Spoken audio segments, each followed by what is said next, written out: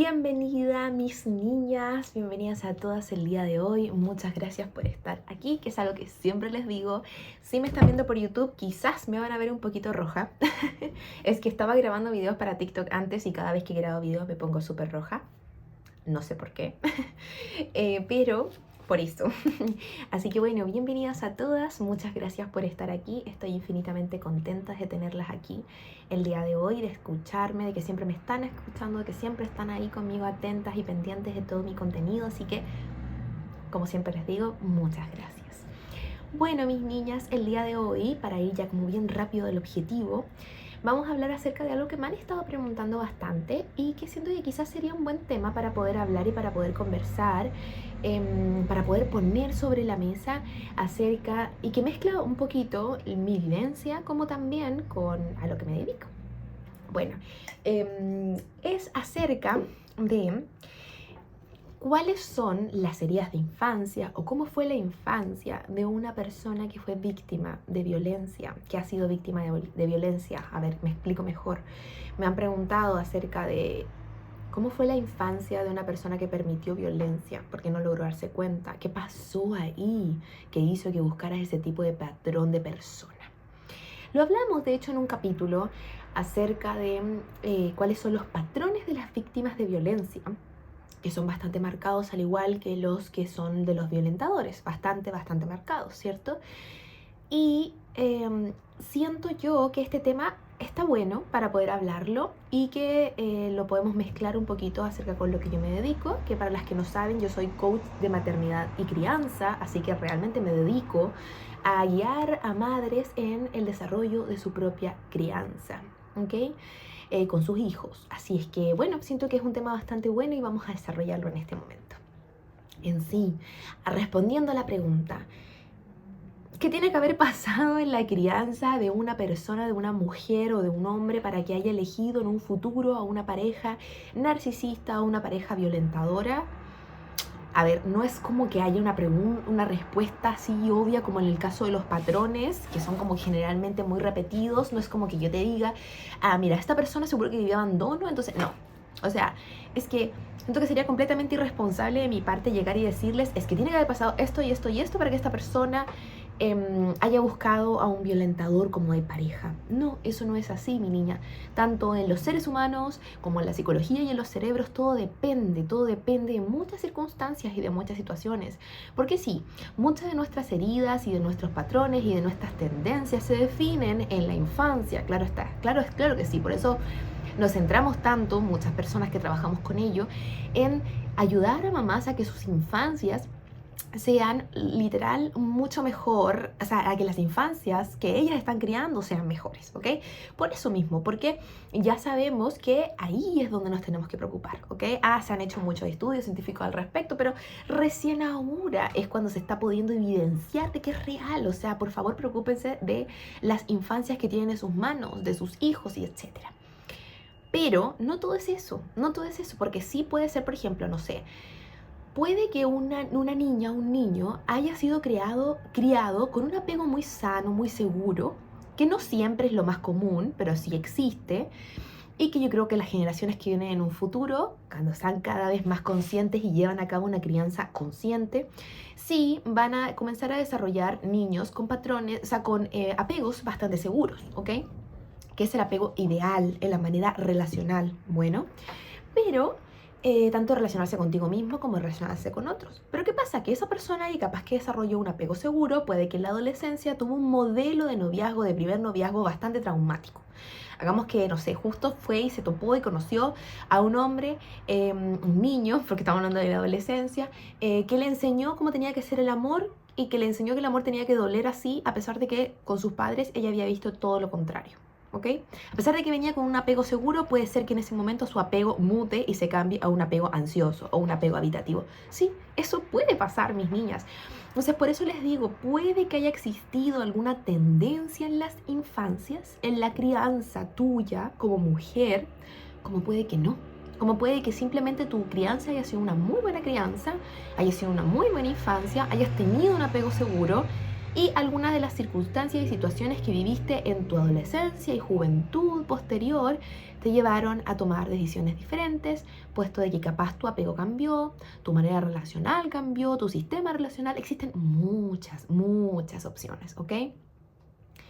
Pero en sí, fuera de lo que acabo de decir y esa gran introducción que siento que es muy necesaria, también he podido ver y evidenciar que también existen algunas tendencias que se producieron en nuestra infancia y que nos llevaron a elegir cierto y determinado tipos de parejas, aunque nuevamente vuelvo y repito, todo esto depende y no es como de que, ya estás condenado, si tuviste esto en tu infancia, te condenaste. No, todo esto depende, muchísimas cosas, ¿ok? Por eso nada, ni en nosotros como seres humanos, ni en la psicología es así, y es así, y es así. No, si alguien les viene a decir eso, es porque no es real, o capaz que es una concepción mucho más clásica, pero no es lo que actualmente está sucediendo.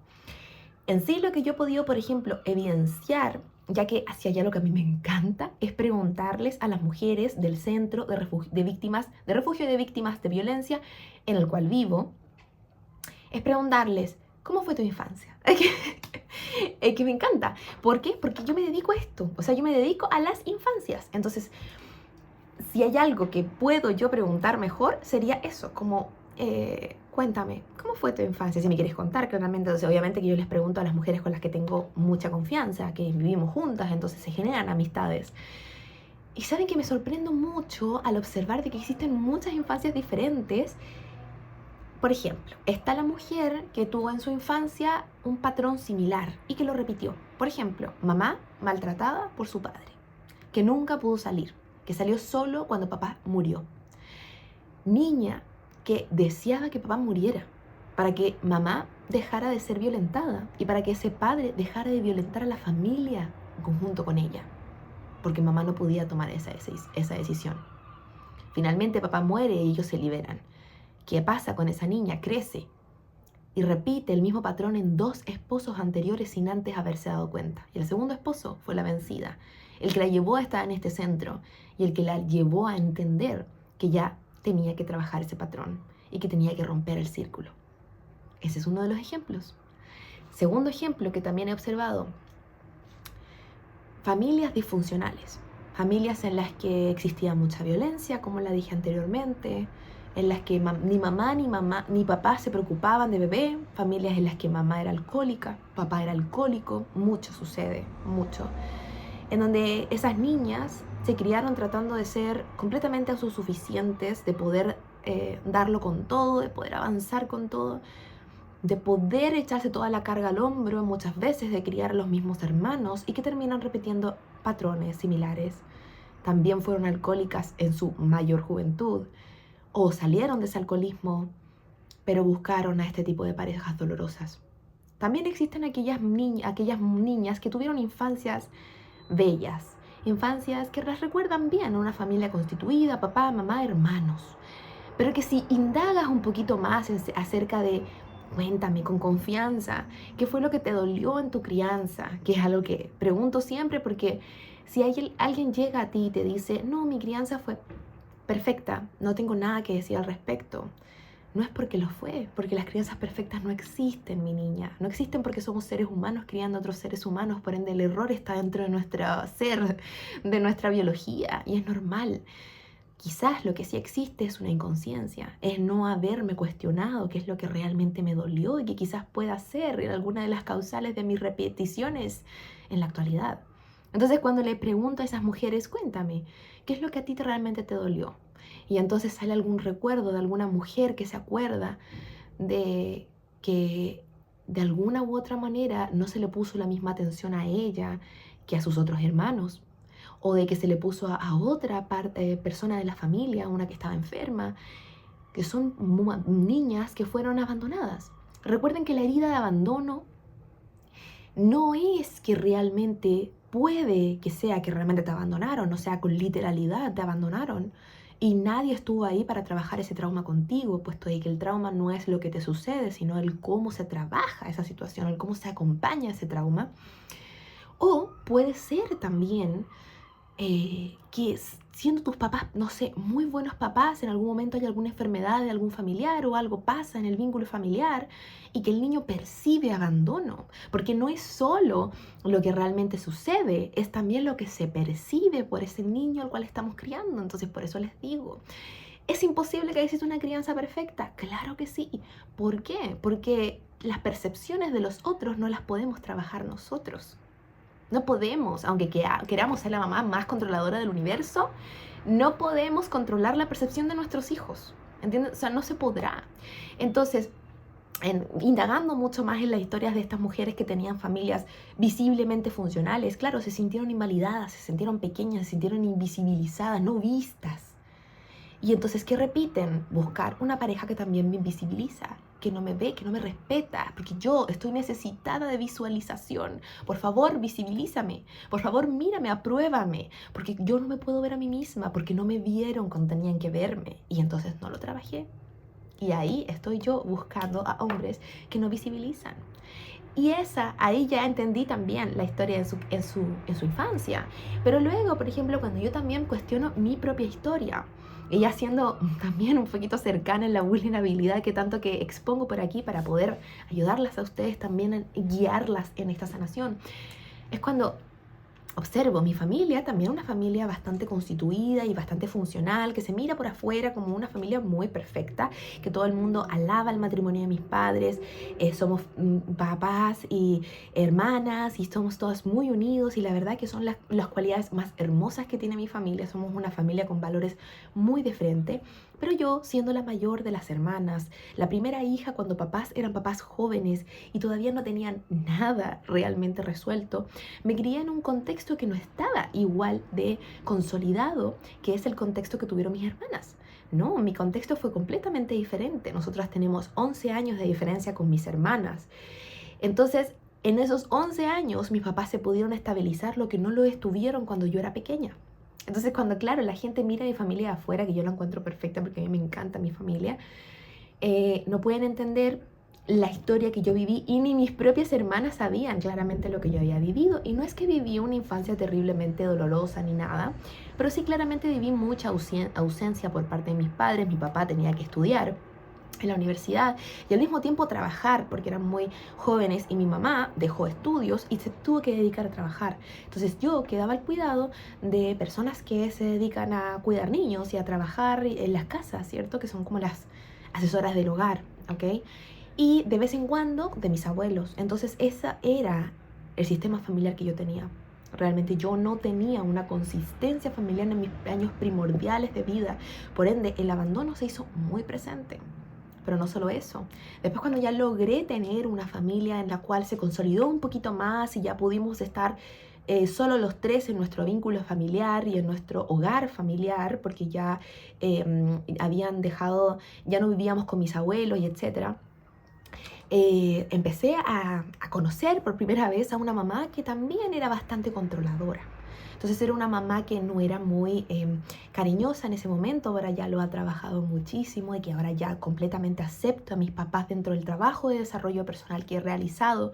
Pero en ese momento era una mamá que también rechazaba mucho, porque ella tenía sus propios dolores de rechazo y de necesitar que no existiera un contacto físico, aún para con su propia hija.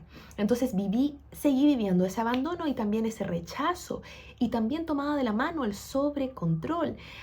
Claramente un sobrecontrol que venía desde el que a ella no estuvieron presentes en su infancia. Entonces ella quiso desde la carencia no repetir ese patrón y tratar de controlar cada área de mi vida para que yo no me equivocara como ella se equivocó y para que yo no sintiera la ausencia de falta de control que ella sintió. Entonces observan que cuando yo ya crecí y fui grande, busqué el mismo prototipo controlador, lejano y abandónico en los hombres. Es exactamente eso mismo que busqué. Entonces por eso les digo que existen realmente sí algunas tendencias que podemos llevar a repetir en nuestras relaciones que provienen de nuestras infancias, pero no determinan todo, porque lo importante está siempre de realizar nuestro desarrollo personal. Porque tú puedes haber venido con 1 en 1000 heridas de tu infancia o con muy poquitas y que algunas de las otras se te desarrollaron al momento en el que tenías que vivir tu propia vida lejos de tus padres. Pero lo importante es qué haces tú con esas heridas. Yo repetí el esquema relacional que aprendí como normal en 2 relaciones de mi vida. Una dolorosa y la última, la más dolorosa de todas, que me llevó a estar aquí, en este refugio en el cual vivo actualmente.